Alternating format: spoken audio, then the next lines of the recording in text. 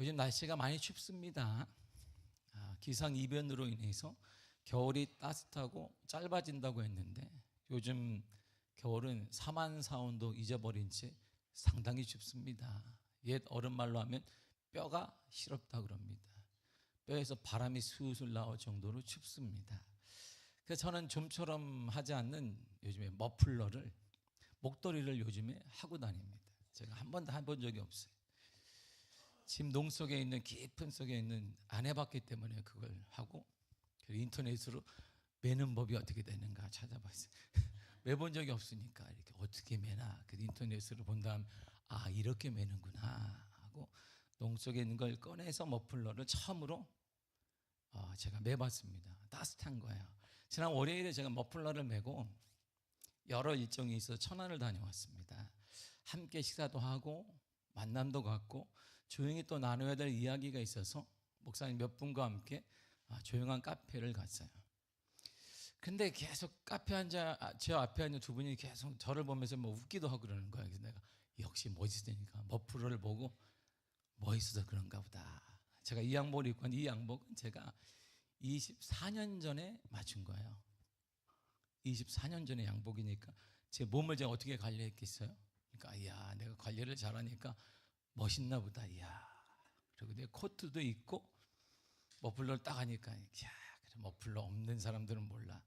내가 하니까 저렇게 멋있나 보다. 막 그렇게 웃는 것 같기도, 비웃는 줄 알았으나 부러워하는 것 같기도 하고 막 이렇게 웃는 거예요. 그래서 내가 가만히 있었어요. 내가 멋있으니까요. 내가 반듯한 머리에 하얀 와이셔츠에 티 날 듯 말 듯한 넥타이에 딱 미학교에 담임 목사 전혀 하자가 없게 딱하니 앉아 있었어요. 근데 그 앞에 친한 목사님이 나한테 당 목사님 왜 하냐니까 그 한마디에 제가 모든 게 무너졌어요. 당 목사님 머플러에 김치 국물이 이만하게 묻었어요. 여기 정확히 보세요. 여기에 떡하니 보이게. 아무도 얘기를 안 하고 묻기만 한 거야 나한테. 까만 것도 아닌 머플러인데 떡하니 중앙에 이따만한 게 있어요. 그날 점심을 먹었는데 제가 생선구이를 대접을 했어요. 제가 김치찌개가 같이 나오는 거예요. 날씨가 눈도 전날 왔고 추웠단 말이에요. 그러니까 모두가 다 이 김치찌개 집중해가지고 먹고 막 이렇게 제가 또 퍼주고 나도 막 열심히 먹었어요. 좋은 식사였습니다. 식사할 때는 알지 못했어요. 머플러 중앙에 이렇게 뒷담하는 게 있는지 알도 못. 그리고 딱 이렇게 하고 그리고 이제 카페 가니까 탁 풀잖아요. 머플러가 딱 멋있구나. 국물 한 점이 제 이미지를 완전 실추해 버렸어요. 미화교회 담임 목사로서의 깔끔한 양복과 깨끗한 구두, 하얀색의 구김없는 와이셔츠와 깔끔한 코트의 외관. 근데 거기에 국물 한 점이 딱 있는. 내가 보고 어머? 얘가 왜 여길 따라왔나? 이게 작은 게 아니라 이따만한 국물이 돼. 그리고 앞에 말은 못하는데 친한 목사님이 당 목사님 너무 큰 게 하나 있다. 작은 것 하나가 전체를 다 실추시켜요. 우리의 작은 행동과 작은 말 이런 것들이 우리 전체 이미지를 실추시킬 수 있습니다. 지난 주일에는 늦은 밤에 눈이 많이 왔습니다. 눈이 내리면 우리 박훈우 장로님 부부가 눈을 쳐요. 감사하잖아요. 근데 제 눈에 딱 띄면 저도 가만히 있는 스타일이 아니에요. 이게 가만히 있어야 되는데 성품 자체가 가만히 있지를 못해요. 제가 이따만한 사건을 화장실 가서 막 지우고 그리고 인사를 하고 딱 돌아왔는데 주차장 앞에 눈이 쌓여 있는 거예요. 어떡하겠어요? 제가 얼커니 잘 됐다고 그냥 뭐든지 쳐야 돼요. 저는 교회에 우리 집은 좀 그냥 그런가 봐 놔둬요 제가. 근데 교회는 그걸 못 보니까 차를 제가 파킹한 다음에 신발을 구두 신으면 입쪽이 미끄러지니까 등산화 신었는데 제법 이게 비싼 거예요. 저 아는 목사님 한 분이 등산하며 건강관리하라고 저에게 사준 거예요. 근데 산에 가본 지는 언제인지 모르겠으나 산에 가본 지 언제인지 모르겠 눈 칠 때는 제가 꼭 그걸 신어요. 아주 눈 맞춤입니다. 제가 자주 신는 거기 때문에 눈을 치거나 청소할 때 그걸 신는단 말이에요. 그런데 한참 눈을 치고 있는데 계속 발이 아픈 거야. 이렇게 뭐 찌르는 것 같고, 오늘따라 이 신발이 왜 이러지? 나한테 맞았는데. 근데 제가 누구예요? 끝까지 하는 거예요. 나는 끝까지. 아파도 괜찮다. 끝까지 땀을 뻘뻘 흘리면서 양복 입은 채 다 쳤어요. 그리고 다 끝난 다음에 왜 이렇게 발이 이렇게 아프지? 신발이 나를 괴롭히지 하고 딱 신발을 딱 보았더니 툭툭 터니까 이만한 돌덩어리 하나가 툭 떨어지는데, 돌덩어리를 자꾸 밟으면서 계속 한 거예요. 이게 이 작은 돌 하나 때문에 팔이 아팠던 거야. 걷기도 힘들었습니다. 보세요. 김치꿀 한 방울이 저의 깔끔한 이미지를 실추시켜요.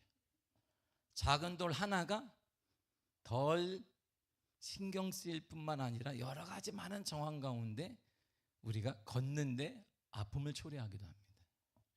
이처럼 인생에는 어떤 큰 것보다는 작은 것들이 우리 인생을 망칠 때가 많단 말이에요. 큰 것은 나름대로 우리가 대비하고 예상할 수 있습니다. 그래, 이럴 폭풍이 온대, 대비할 수 있어요. 근데 작은 것들은 그만큼 신경을 덜 쓸 때가 많습니다. 그 작은 것이 내 인생에 쌓이고 쌓이다 보면 인생과 가정과 사업과 교회와 사회를 망치는 도화선이 되기도 한다는 거예요.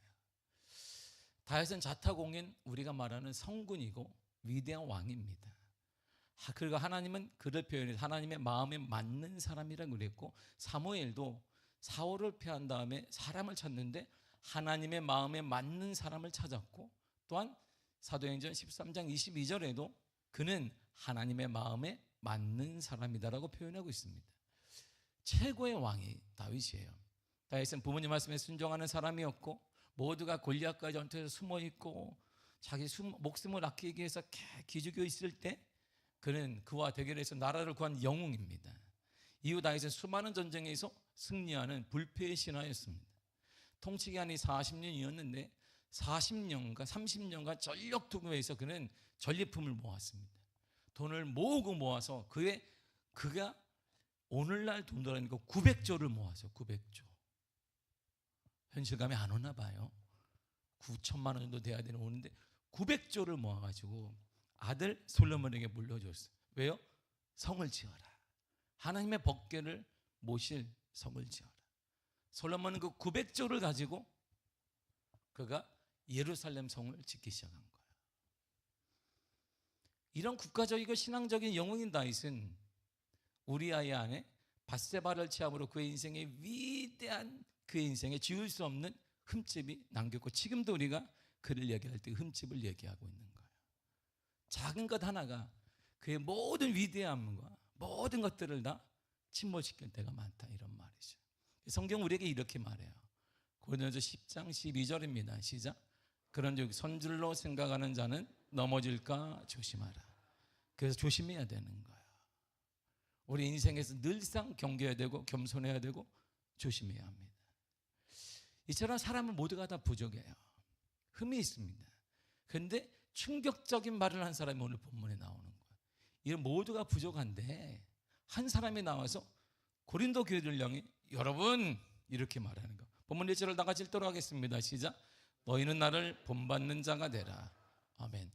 이건 대단히 무서운 말이에요. 자, 바울이 고린도 교인들을 향해서 여러분 나를 본받는 자 되십시오 이렇게 얘기한 거예요. 고린도 교인들이 너무 충격이었을 거예요. 여러분들 가까이 있는 자녀들에게 얘들아 엄마 아빠를 본받는 자 되라 그러면 어떻게 반응할까요? 갑자기 우리 엄마가 교회 갔더니 이게 잘못 먹고 왔나? 그럴지도 모르겠어요. 그럼 배우자에게 이렇게 딱 있어요. 여보 나를 본받는 자 되세요. 그러면 심각하다. 이거 심각한 이게 무슨 병이 걸린 것 같다 이렇게 얘기할 거예요. 가까이 있는 우리 같은 구역이나 서구로 식구들에게, 일주일에 한 번 보는 성도들에게, 매일 보는 직장인들에게, 또 사업체 구성원들을 향해 여러분 나를 본받는 자 되세요 이렇게 말할 때 반응은 어떨까요? 좋은 반응이 있기를 간절히 축복합니다. 그렇다면 정말 바울은 인격, 성품, 모든 행동 등에 있어서 모든 면에서 고린도 교인들에게 모범이 될 만한, 본받을 만한 사람이었는가 물어봐야 돼요. 정말 다 갖추어져 있었을까? 바울이 바나바와 함께 선교여행을 이제 1차, 2차를 다 갔잖아요. 지중해 구브로 출신의 마가라는 젊은 청년이 왔어요. 선교에 동참하겠습니다. 그러니까 괜찮겠다. 그가 누군지 보니까 구브로 출신인데 레위 족속이에요. 그리고 더 나아가서 바나바 누이의 아들이에요. 조카잖아요. 그의 어머니는 또한 예수님과 사도들에게 강력한 물질의 후원자예요. 돈이 많은 집안이었어요. 그러니까 마가가 들어오면 물질적으로 풍부해질 수 있는 거예요. 반대로 그러니까 마가는 고생을 좀 덜 해본 사람이기도 하죠. 아무튼 물질이 풍부한데 근데 하나님의 은혜를 받아서 그가 어떤 사람은 예수님과 공동체를 마가다락방을 제공했잖아요. 그리고 먹는 모든 것들을 제공했어요. 그만 왔나요? 수많은 사람들한테 다 제공했습니다. 유력한 물질의 후원자였어요. 그는 윤택했습니다. 그는 그가 은혜를 받았어요. 그리고 바울과 바나바 사역에 동참하기로 했습니다. 저도 동참하고 싶습니다. 그래서 얼마나 좋아요? 젊은 친구가 누릴 수 있음에도 불구하고 동참하니까 그래 같이 하여가자. 그런데 그가 고생을 좀 덜 해봤잖아요. 하다 보니까 이게 생각보다 너무 힘든 거예요. 힘드니까 도중에 못하겠습니다. 돌아가 버렸어. 그러니까 사도 바울이 성교에 차질이 생긴 거예요. 아니 중간에 구할 수도 없고 분명 10명이 가면 각자 맡은 일이 있는데 마가가 빠져버리니까 이런 일이 다 있대. 그러니까 두 배로 힘이 드는 지도자 입장에서는. 그래서 바울과 바나바가 그 일을 메꿨습니다. 그런데 마가가 돌아오더니 깊이 자신을 회개하는 거야. 내가 그 일을 완주했어야 되는데. 다시 하나님께 기도하면서 마음을 잡았어요. 그리고 바울과 바나바에게 다시 찾아가서 다시 회개하나 동참하겠습니다 그랬습니다.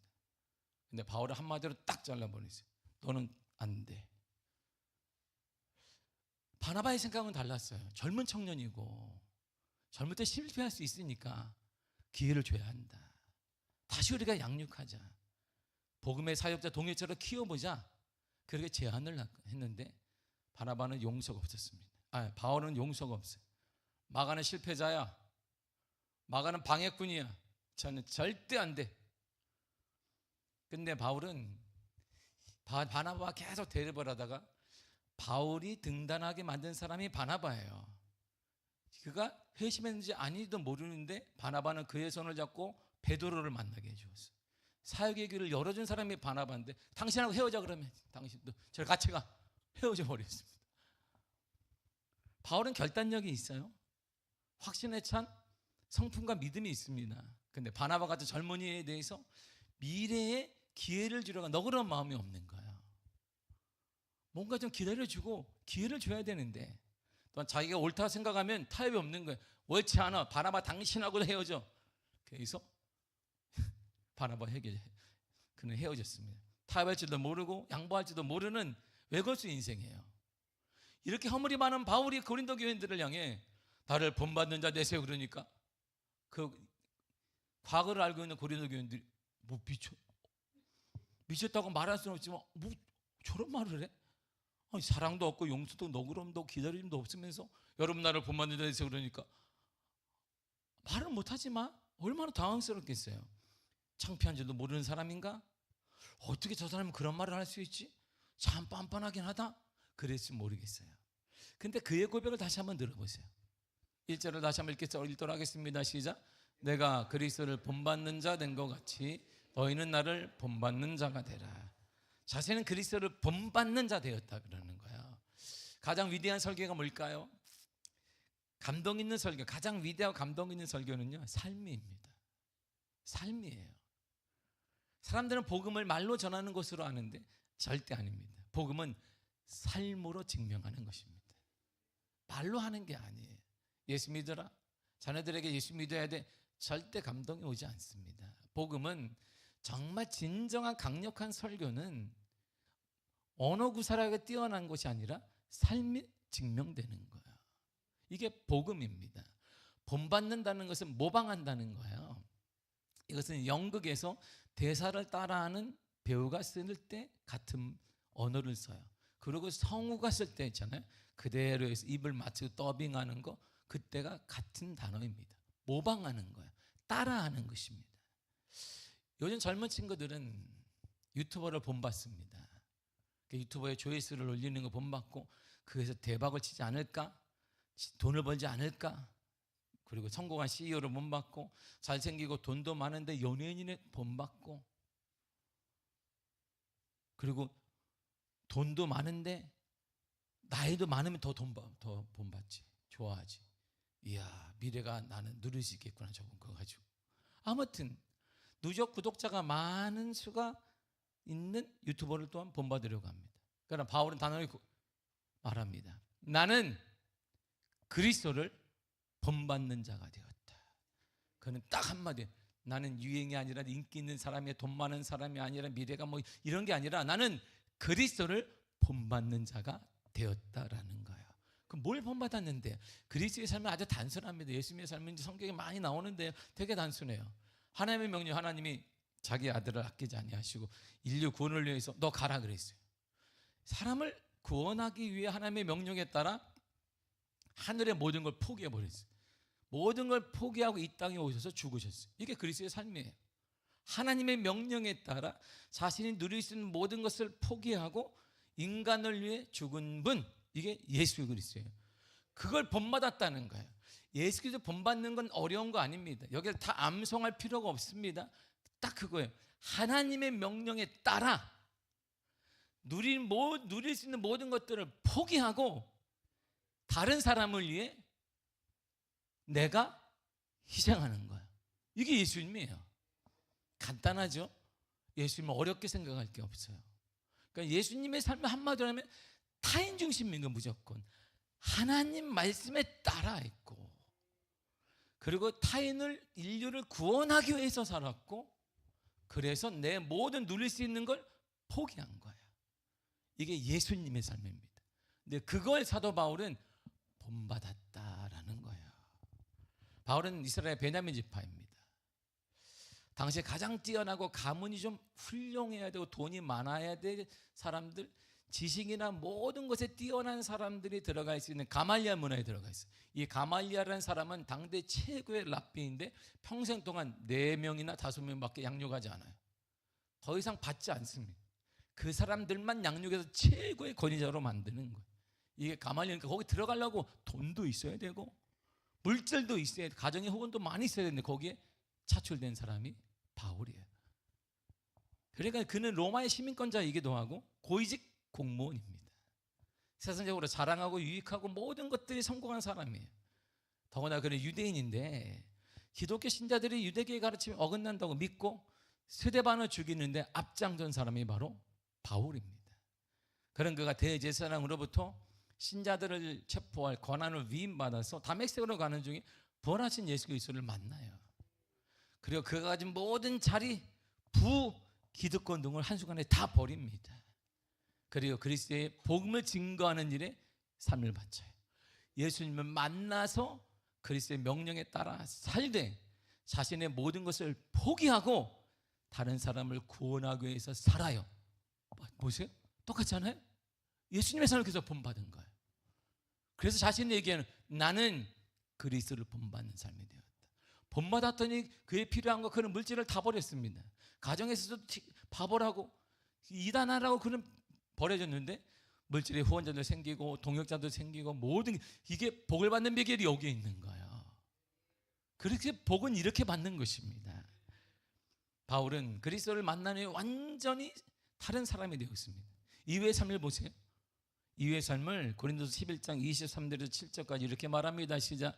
내가 옥에 갇히기도 하고 더 많이 하고 매도 수없이 맞고 여러 번 죽을 뻔하였으니 유대인들에게 40에서 하나 감한 매를 5번 맞았으며 3번 퇴장으로 맞고 1번 돌로 맞고 3번 파손하고 일주일을 깊은 바다에서 지냈으며 여러 번 여행하면서 강의 위험과 강도의 위험과 동족의 위험과 이방인의 위험과 시내의 위험과 강야의 위험과 바다의 위험과 거짓 형제 중에 위협을 당하고 또 수고하여 애쓰고 여러 번 자지 못하고 줄이며 목마르고 여러 번 굶고 춥고 헐벗었노라. 아멘. 그는 그런 사람이 아니에요. 당대 최고의 부자야. 아버지가 비즈니스맨이에요. 어머니는 신실한 유대인이에요. 그러니까 그리고 최고의 고위직 공무원이었어요. 가말리아 문화에서 들어간 자체가 최고인 거예요. 근데 그 삶을 보세요. 맞고 위협당하고, 동족에게, 유대인들에게, 이방인들에게, 강도들에게 위협당하고, 맞고, 배도 고프고 목마르고 춥고 배고팠다. 이렇게 살았어요. 왜요? 철저히 예수님을 본받는 타인 중심으로 살았기 때문이에요. 주의 명령에 따라 자신의 누릴 수 있는 모든 권리를 포기하고 다른 사람의 구원을 위해 살았기 때문이에요. 하나님 중심과 예수 그리스도의 중심과 구원을 받아야 될 타인 중심으로 살았습니다. 이 사역을 위해 그는 모든 누림을 다 포기했어요. 모든 누릴 수 있는 권한을 다 포기했습니다. 그랬더니 놀랍게 그는 공급자들이 생기는 거예요. 바울만큼 로마서 16장 마지막 장을 보면 그 내용이 나와요. 누구에게 문화, 누구의 문화를 로마 교인들에게 누구의 동역자들 가는 곳곳마다 물질의 동역자, 가는 곳곳마다 기도의 동역자, 가는 곳곳마다 모든 동역자들이 전 세계에 생겼어요. 그래서 사도 바울을 통해 예루살렘에 갇혔던 그 복음의 역사가 전 세계로 파고들 뿐 아니라 전 세계의 동역자들이 그를 후원했던 걸 보는 거예요. 부족함이 없는 사역을 감당하게 된 것입니다. 그래서 그는 이렇게 말해요. 고린도서 10장 17절입니다. 시작. 자랑하는 자는 주 안에서 자랑할지니라. 자랑하고 싶니? 주 안에서 자랑해. 주님의 것 자랑해라. 다른 거 하지 말고 주님이 주신 것 자랑해라. 주의 이름으로 자랑하라. 바른 사람, 믿음의 사람은 자신이 지혜와 명명이나 또한 부함을 자랑해서는 안 됩니다. 우리가 자랑해야 할 것은 하나님을 아는 것을 자랑해야 하는 것입니다. 여러분이 진정한 하나님을 안다면 자신을 자랑하기보다는 자신을 존재케 하신 하나님을 자랑하는 것입니다. 성경 우리를 이렇게 설명합니다. 고린도서 3장 9절입니다. 시작. 우리는 하나님의 동역자들이요. 동역자란, 여기서 동역자, 하나님 같이 일하는 사람인가? 그 말이 아니라 하나님의 일을 행하는 데 있어서 함께 일하는 사람들이라는 뜻이에요. 하나님의 일을 행함에 있어서 함께 일하는, 우리가 함께 일하는 사람들에게 동역자라고 하는 거예요. 우리는 하나님의 일을 함께 하는 사람이에요. 그래서 우리는 동역자들입니다. 사도들, 하나님의 사람들로 바울에게는 많은 동역자들이 있어요. 브리스길라와 아굴라와 디모데와 디도와 마가와 누가와 있었습니다. 에베네도라는 사람이 있는데 그는 바울이 3차 여행 중에 헤어지고, 이 성격에 바나바와 헤어지고 3차 여행을 3번의 여행인데 3차 여행을 갔는데 상업과 종교의 도시, 그 당시에 에베소는 지금 엄청 큽니다. 성지순례 가면 에베소, 와, 아직도 휘황찬란해. 도로 에베소가 얼마나 한지 대리석에 아직도 지금도 2000년이 지났는데 깔려 있어요. 어마어마합니다. 와, 어떻게 그렇게 와, 전 세계 3번째로 큰 도서관을 거기다 지어놔. 지금도 어마어마한 도서관이 에베소 거기 왜 지어놨지? 와, 이게 한 바퀴 도는데 몇 시간이 걸려. 에베소로. 그만큼 거기에 문명이 발달했습니다. 그만큼 돈이 많이 도는 도시였어요. 에베소를 중심으로 해서 아시아 지방에서 전도하는 과정에서 얻은 최초의 이방인 회심자가 에베도네예요.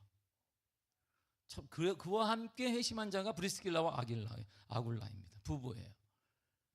그는 에베소에서 로마까지 복음을 전하는데 동역자로 함께 했습니다. 사도 바울과 함께 갔어요. 갱그리아 교회 베베라는 여집사는 바닷가예요. 갱그리아가 가보니까 거기서 로마 교회에 사도 바울이 추천한 동역자였어요. 여기 여집사가 가면 해결된다.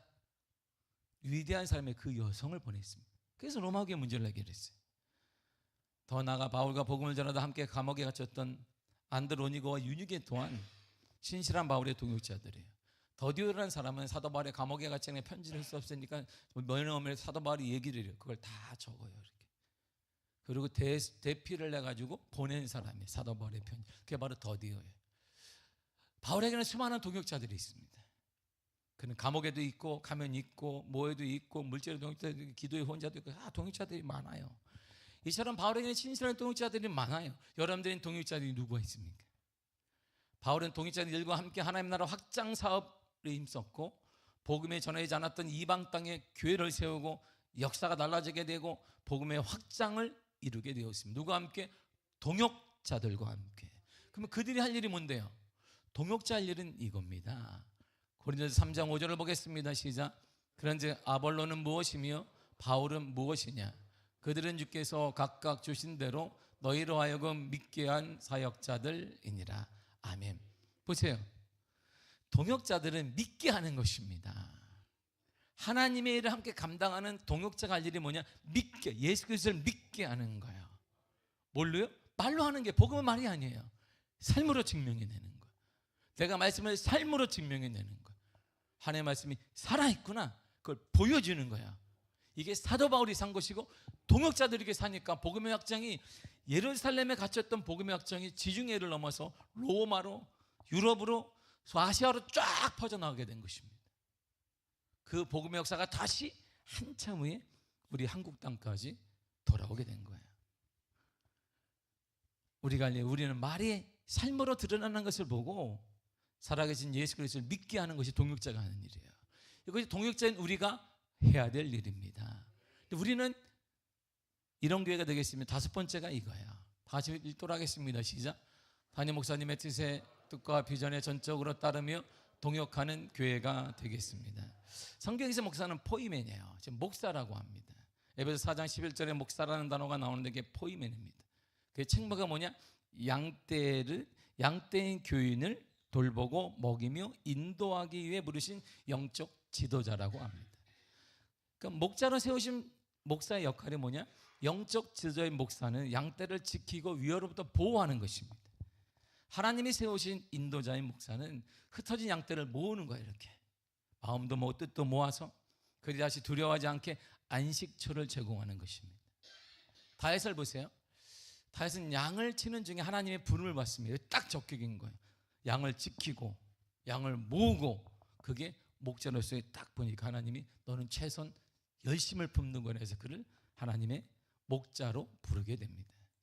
온전한 마음과 능숙한 솜씨로 지도하는 것을 보고 그 선택을 받았어요. 이처럼 목사는 단순한 직급이 아니라 하나님의 양떼를 사랑과 책임감으로 돌보는 목자의 사명을 위임받은 자예요. 미학의 목사로서 저는 목자로서 저 또한 이렇게 고백합니다. 여러분들 양 1절을 보겠습니다. 시작. 내가 그리스도를 본받는 자 된 것 같이 너희는 나를 본받는 자 되라. 저는 이렇게 얘기합니다. 여러분 나를 본받는 자 되십시오. 함께 하나님의 은혜를 받기를 간절히 축복합니다. 우리 모두 하나님의 일을 함께 실천하는 동역자가 되어야 됩니다. 여러분은 미학의 목자인 저의 동역자가 되십시오. 저를 본받는 자 되시기를 바랍니다. 믿게 하는 거예요. 여러분 언어로 믿게 하는 게 아닙니다. 신학적인 용어로 믿게 하는 거 아닙니다. 삶으로 증명해서 믿게 하는 것입니다. 예수 그리스도를 믿게 하는 것이 우리가 할 일이에요. 삶을 통해 우리의 살아내임을 통하여서 믿게 하는 것, 이것이 우리가 할 일이고 저를 본받을 여러분들이 해야 될 일입니다.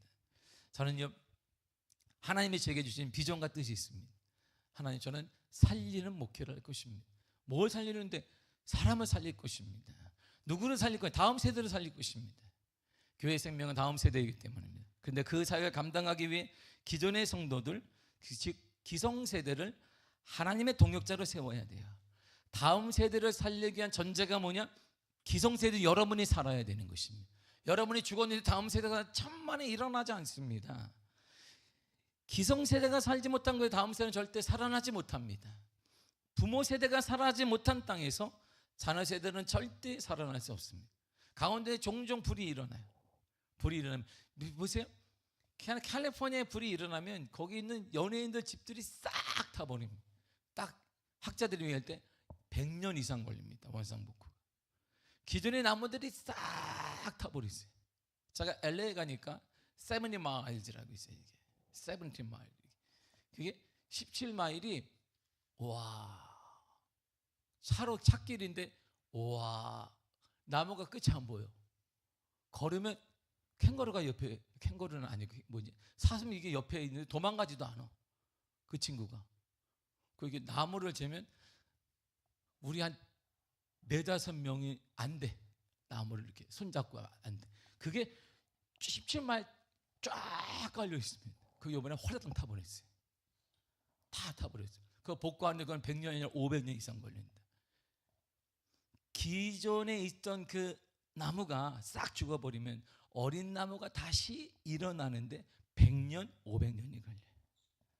우리 교회가 마찬가지. 기존에 우리가 죽으면, 우리가 서지 못하면 다음 세대는 절대 설 수가 없습니다. 구호로 살리자, 살리자. 천만의 말씀입니다. 그러기 위해 우리가 살아야 되는 거예요. 사랑하는 성도 여러분들이 살아나야 합니다. 그래야 다음 세대가 살아나요. 다음 세대를 살려고자 한다면 우리가 살아나야 된단 말입니다. 그래서 우리 교회는 기성세대와 다음 세대를 같이 살려야 되는 거예요. 더나 우리 교회는 교회를 살리는 교회가 될 거예요. 교회는 교회가 살릴 수 있어요. 교회를 기업이 살리겠습니까? 한두 번 할 수 있을 것입니다.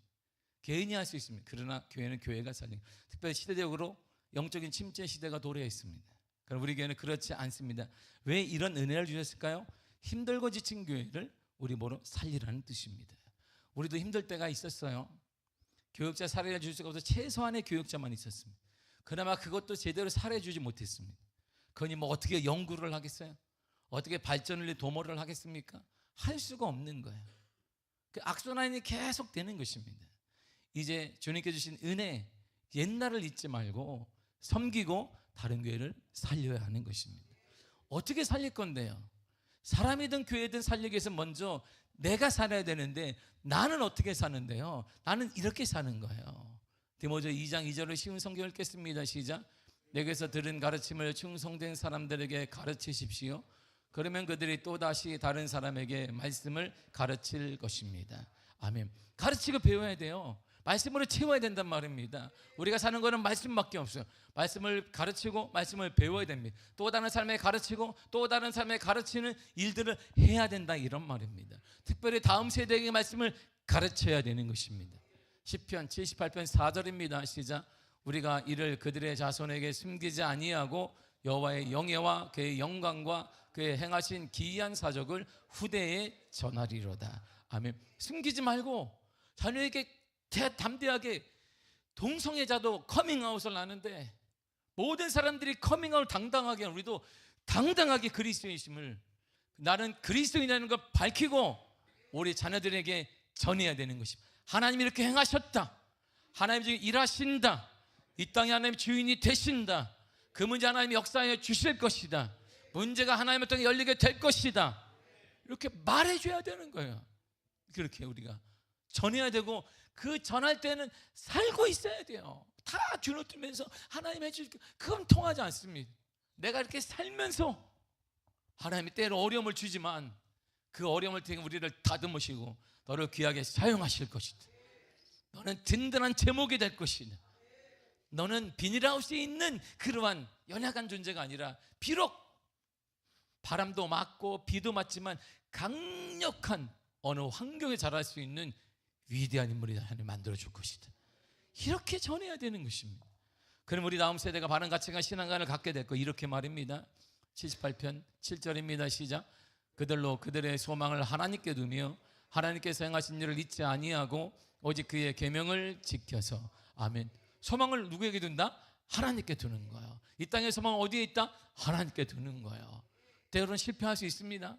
또 우리 넘어질 수 있습니다. 소망을 하나님이 있어, 하나님이 세우실 거예요. 너를 세우실 것이다. 하나님이 너를 양육시켜 주실 것이다. 너는 세계적인 사람이 될 것이다. 그리고 그의 계명을 지키게 될 거예요. 사랑하는 성도 여러분, 그러기에 말씀을 위해 동참하십시오. 모든 성도들이 말씀의 은혜를 나눠야 합니다. 그리고 가정 예배를 드려야 됩니다. 늦었다고 생각하지 말고 일주일에 한 번 가정 모든 구성원들이 모일 수 있는 시간을 정해 가정 예배를 드리십시오. 가정에서부터 신앙을 교육해야 됩니다. 가르치고 배우는 것이 머릿속에만 존재하고 말로만 듣는 건 빵점입니다. 가르침과 배움은 삶으로 증명돼야 돼요. 삶이 있는 신앙. 삶이 있는 신앙에 대해 변화가 일어나는 거예요. 삶이 있는 신앙을 사도 바울이 살았기 때문에 여기 동역자들이 묻게 되고, 자기가 부족한 거 있음에도 불구하고 너희는 나를 본받는 자 되라고 했을 때 고린도 교인들이 아멘 하며 그를 따르게 되었던 것입니다. 여러분들에게도, 여러분 자녀에게도 하나님의 동역자와 믿음의 사람들과 만남과 은혜가 끊임없이 이어지기를 원한다면 우리는 말씀을 살아내야 하는 것입니다. 다음 세대를 위해 나누십시오. 시간을 나누고 물질을 나누고 섬기만 기다려 주십시오. 여러분 자신과 함께 신앙생활하는 기성세대, 우리 같은 동역자들과 함께 나누십시오. 그들에게 기다리고 섬기고 지고 있는 것을 베풀고 나누시기를 바랍니다. 그 교회를 위해서도 나누십시오. 주의 몸된 교회는 물질을 나누고 헌물로 나누고 어려운 교회에 필요한 것들을 채워 주시기를 바랍니다. 저는 늘 하나님이 주신 은사 중에 하나가 저는 이런 거예요. 저는 어떤 소리가 안 들려도, 때로는 어떤 환경이 변화되지 않아도, 때로는 제 몸의 질병이 치유되지 않아도 저는 그럼에도 하나님을 믿습니다. 그리고 저는 주님을 사랑합니다. 그 무엇보다 주님을 사랑합니다. 저는 이렇게 목회했습니다. 그렇게 살아왔습니다. 우리 자녀들에게 이렇게 사는 모습을 보여왔고 지금도 말하고 있습니다. 때로는 제 인생을 보세요. 변화가 하나도 안 됐어요. 하나님의 말씀대로 우리 아버지가 살았는데 저에게 기회를 주지 않았어요. 하나님은 아버지를 섬길 수 있는 기회 주지도 않았습니다. 그렇다고 제가 지금도 특별한 변화는 없습니다. 제가 농담으로 우리 동기들이 모이면, 야, 네가 다 탕목사가 다 섬기는데 재산은 너는 하나도 없더라, 이렇게 얘기해요. 저밖에 없어요. 환경이 변화되지 않아요. 저는 소리도 어느 때는 들리지 않아요. 하나님의 소리가. 아픈 데도 치유되지 않을 때도 있어요. 근데 저는 주님을 믿고 사랑합니다. 그 무엇보다 주님을 저는 사랑합니다. 이게 제게 주신 은혜인 거예요. 그 은혜로 저는 목회를 하고 있고, 그래서 감격이 끊임없이 일어나는 거예요. 때로는 문제가 왜 없겠어요.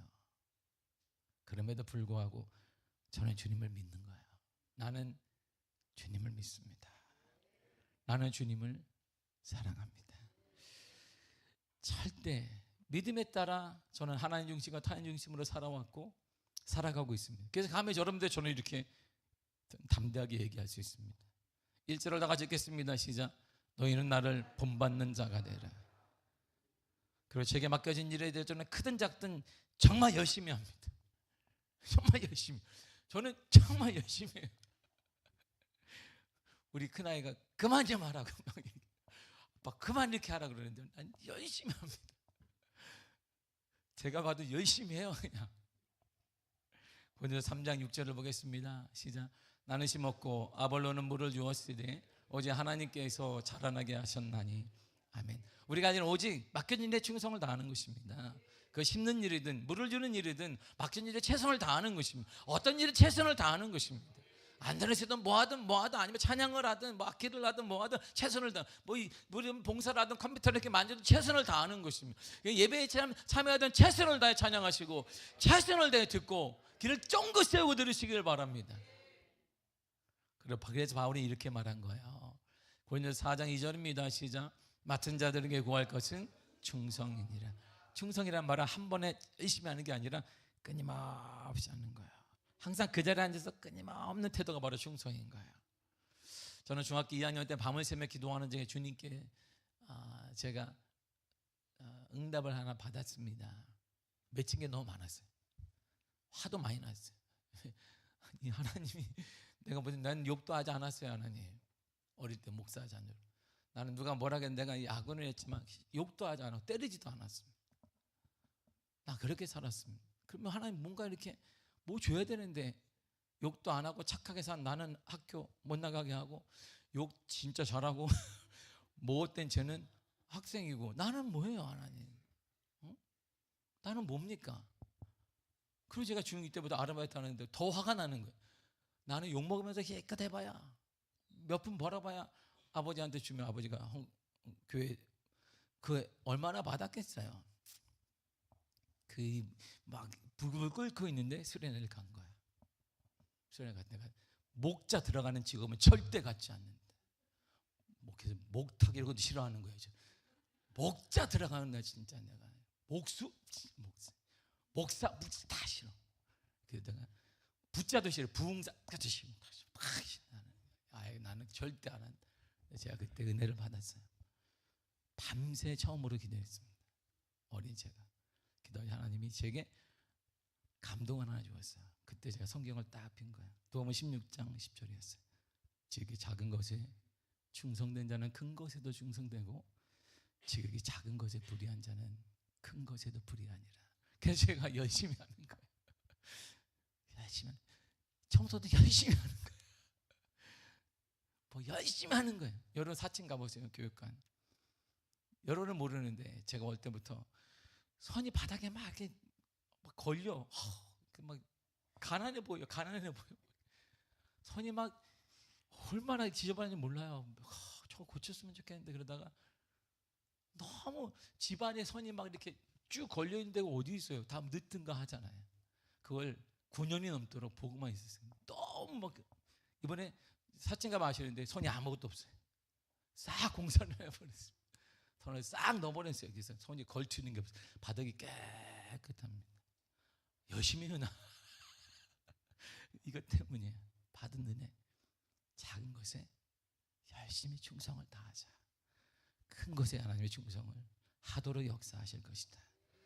사랑하는 성도 여러분, 우리 모두 하나님의 일에 함께 동역하시기를 바랍니다. 그리고 주님께서 담임 목사님 제게 주신 비전과 뜻에 전적으로 따르며 동역자가 되시기를 간절히 축복합니다. 믿게 하십시다. 삶으로 증명해서 우리가 믿음의 사람을 모읍시다. 그래야 살리는 인생이 됩시다. 살리는 교회, 교회가 되고 살리는 기업이 되고 살리는 신앙인이 되어서 우리가 여러분을 통해서 자녀도 살고 가정도 살고 여러분의 일터도 살고 교회도 살리는 놀라운 은혜가 있기를 간절히 축복합니다. 여러분을 살리는 데 동참하는 동역자들 되시기를 바랍니다. 함께 주의 일에 열심을 붓는 믿음의 은혜가 있기를 간절히 바라고, 사도 바울의 하나님이 그레함을 통하여서 수많은 동역자들을 통해 그를 후원해 주셨던 것처럼 여러분들이 이렇게 삶을 통해서 사랑함으로 하나님께 주시는 동역자들이 넘쳐나기를 바라고, 여러분들 눈에 보이는 제 비전에 동참해서 하나님의 거룩한 역사를 보고 확인하고 일궈내는 놀라운 축복의 은혜가 있기를 간절히 축복합니다. 기도하겠습니다.